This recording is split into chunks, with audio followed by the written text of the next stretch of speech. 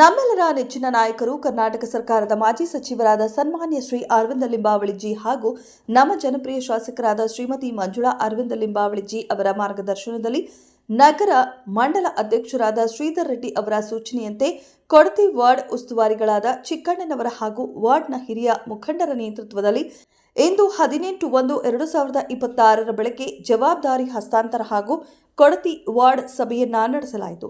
ಈ ಸಭೆಯಲ್ಲಿ ನಿಕಟಪೂರ್ವ ಅಧ್ಯಕ್ಷರಾದ ಮನೋಹರ್ ರೆಡ್ಡಿ ಅಣ್ಣನ ಅವರು, ಕೋಶಾಧ್ಯಕ್ಷರಾದ ಸುರೇಶ್ ಅಣ್ಣ ಅವರು, ಹಿರಿಯ ಮುಖಂಡರಾದ ಕೆಎನ್ ಬಾಬು ರೆಡ್ಡಿ ಅಣ್ಣ ಅವರು, ಸತೀಶ್ ರೆಡ್ಡಿ ಅವರು, ಕೇಶವ್ ನಾರಾಯಣ ಅವರು ಹಾಗೂ ವಾರ್ಡ್ ಪ್ರಮುಖರು, ಎಲ್ಲ ಮೋರ್ಚಾದ ಅಧ್ಯಕ್ಷರು, ಶಕ್ತಿ ಕೇಂದ್ರ ಅಧ್ಯಕ್ಷರು, ಮುಖಂಡರು ಹಾಗೂ ಕಾರ್ಯಕರ್ತರು ಭಾಗಿಯಾಗಿದ್ದರು.